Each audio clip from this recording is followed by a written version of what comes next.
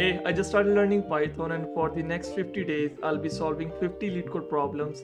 I'll get 30 minutes each problem, and at the end of each video, I'll be scoring myself on my personal scoreboard of shape. Hey, welcome to day. Today's problem is max consecutive ones. Let's start our timer and give our problem a read.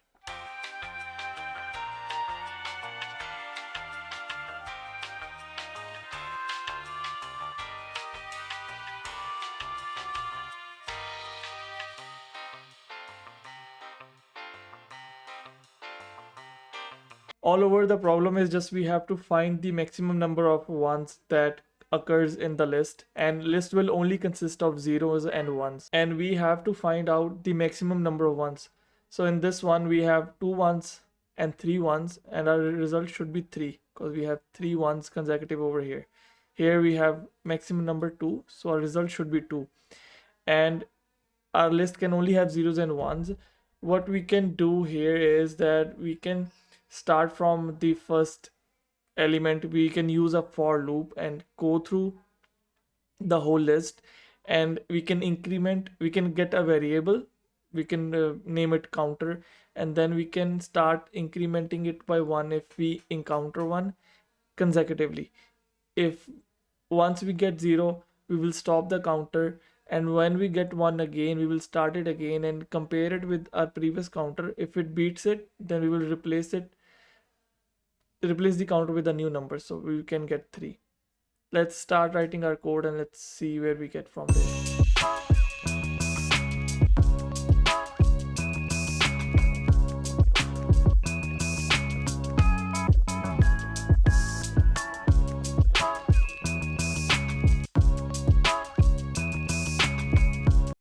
So this was the code that I got, and I put the counter as zero. I created a list, and then I was incrementing counter by one whenever we were getting one.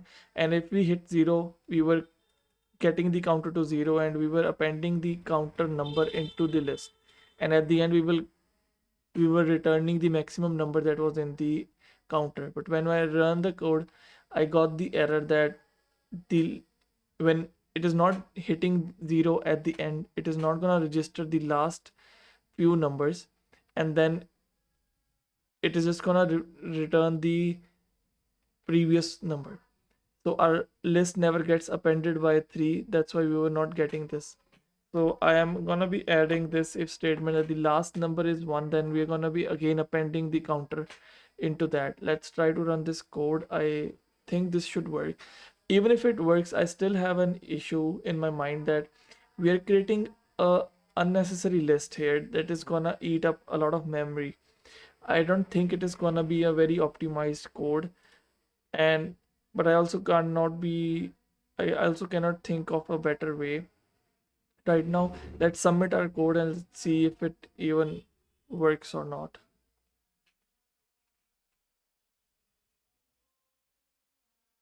Okay, it works. Yes, as I expected, it is slow. And let's try to look at the some of the answers that beat 100%, and let's see if we can grow from there.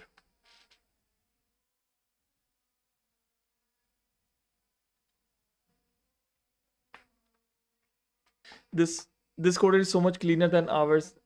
They are checking if the number is 1, and then they are also using the same technique that counter gets incremented by 1.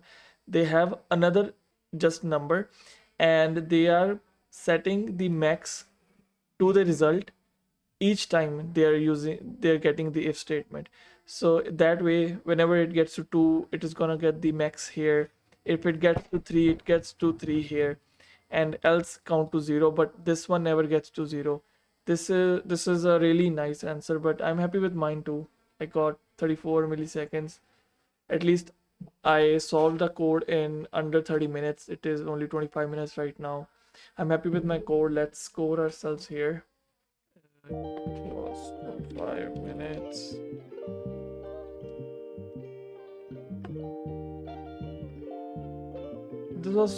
This code was okay for me, so I can just put accidental genius over here. It was quite calm. And thank you so much for watching. Tomorrow we will be doing palindrome number. I believe I have done that already, so maybe we will be skipping these two and doing longest common prefix. Thank you so much for watching. Like and subscribe. See you tomorrow. Bye bye.